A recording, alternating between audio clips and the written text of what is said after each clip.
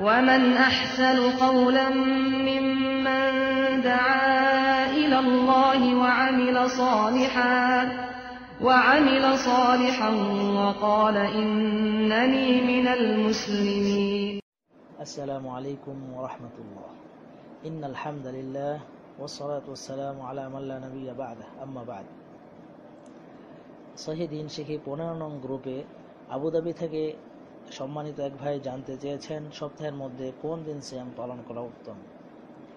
দৈনন্দিন জীবনে আমরা যে সকল আমল করি তার মধ্য থেকে অন্যতম একটি আমল সপ্তাহের সিয়াম পালন।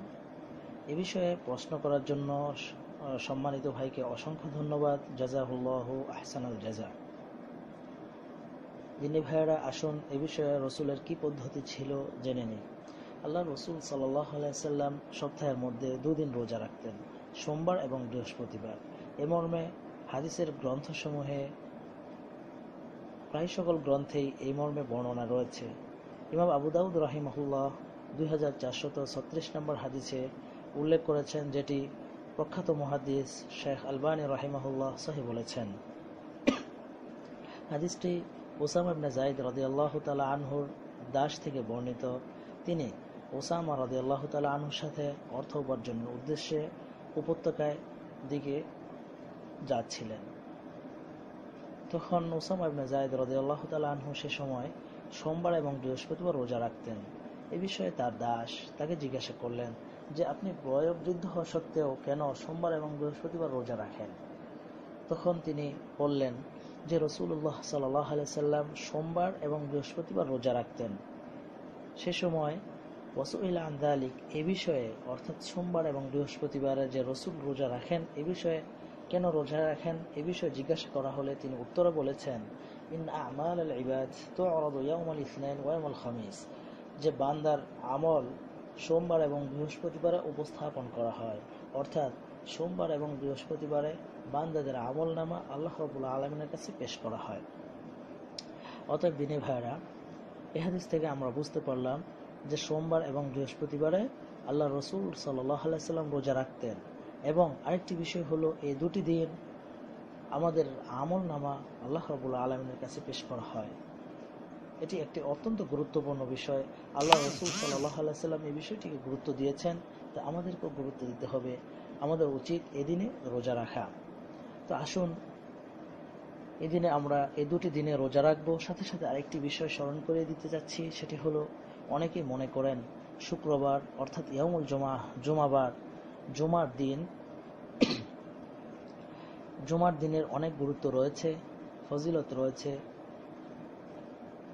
এই ফজিলতকে কেন্দ্র করে অনেকেই জুমার দিন সিয়াম পালন করাকে উত্তম মনে করে থাকেন। আসলে এটি কতটুকু শরীয়ত সম্মত, আল্লাহ রসুলের পদ্ধতি কি এর উপর ছিল কিনা জেনে নিই। আসলে এ মর্মে আল্লাহ রসুলের কোনো আমল নেই। নিছক জুমার দিনকে শুধুমাত্র জুমার দিনে রোজা রেখেছেন এ মর্মে কোনো আমল নেই।